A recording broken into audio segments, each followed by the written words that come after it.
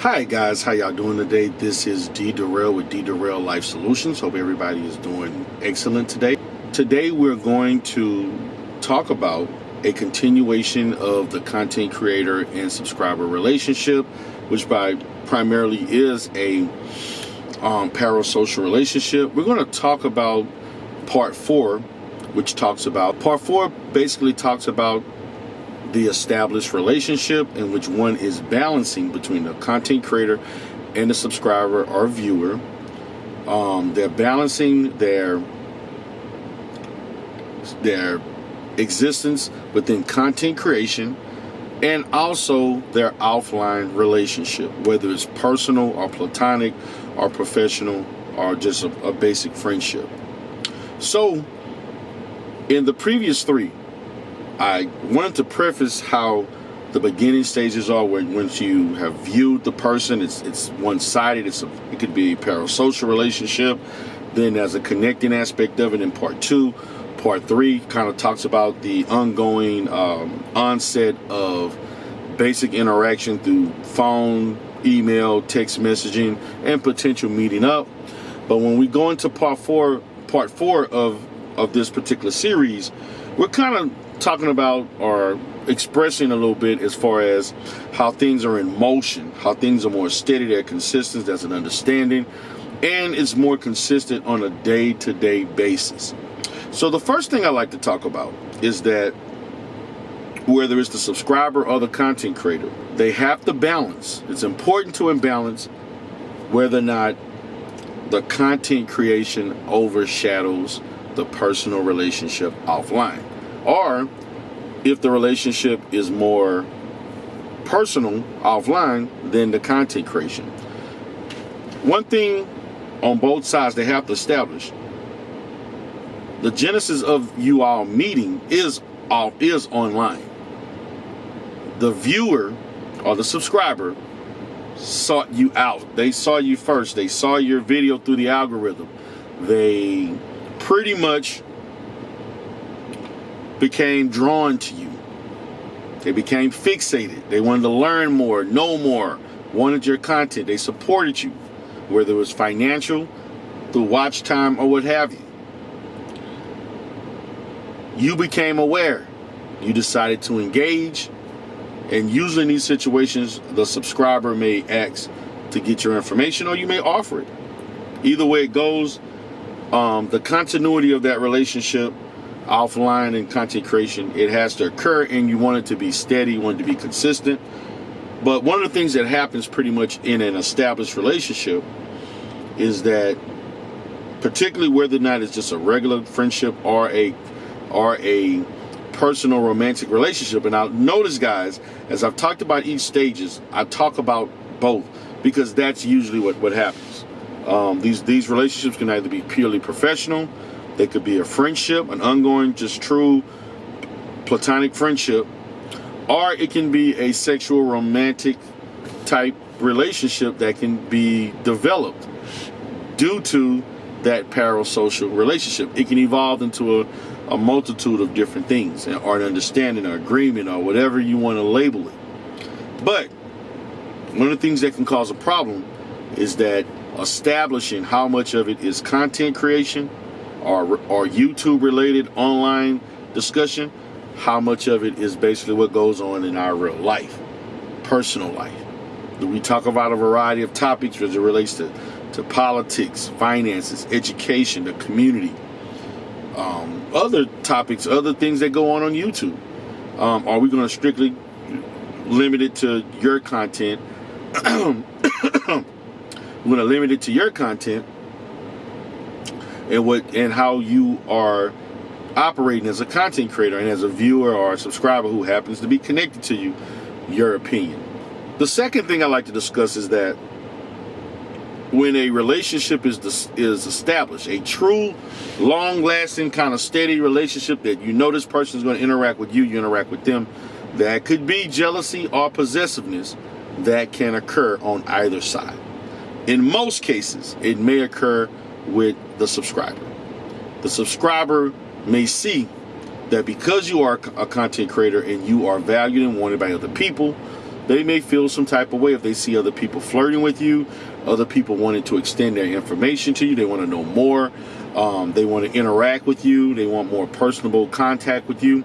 A subscriber can and will verbalize these issues to the content creator that they're associated with, whether or not they are in a personal relationship or friendship. I've seen it either way, where a subscriber, or who is actually particularly a panelist, will get online and will express how they don't like the content creator interacting with certain people, particularly people who may potentially become just as close to them or even more.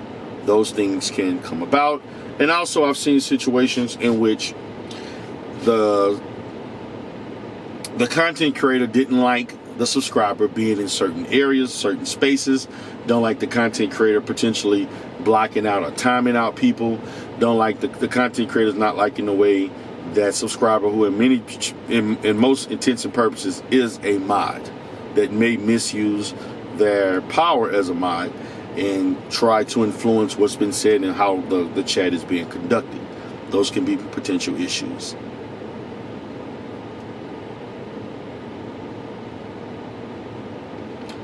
Number 3, due to this occurring, that could be potential increased arguments, increased discussion about how the content is created.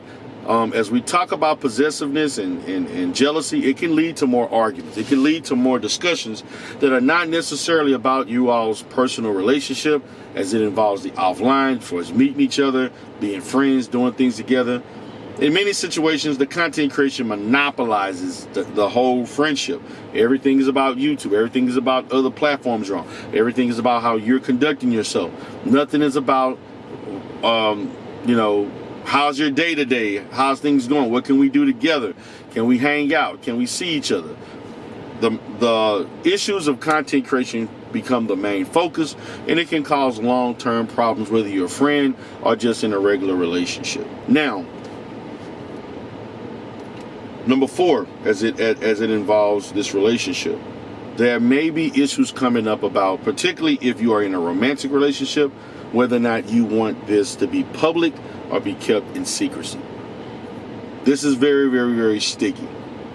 Even in some situations, there are content creators who are friends to subscribers and it's not known public. They just kind of keep it quiet.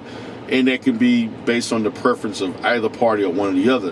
That, yeah, we're cool, we chop it up and we're friends and we get to know each other, we talk to each other, we support each other offline or whatever, but we just don't want people knowing that we're as close as we are. I've been in that situation. I've been on both sides of the coin, where I've been cool with people that people don't know that I'm actually real cool with, and it's just strictly we just cool as friends. And then I've been in situations where it kind of went on the other realm, which, it could be very sticky, or people want more out of a relationship than what you're able to give. So I've been on both sides of that. The most important thing to prevent this is establishing what type of relationship you have. If you have a certain friendship, stand within those boundaries. If you have a certain type of friendship, you want to keep it as a friendship. Stay within a friend's lane, not other things, or even if it's romantic, stay in a certain lane.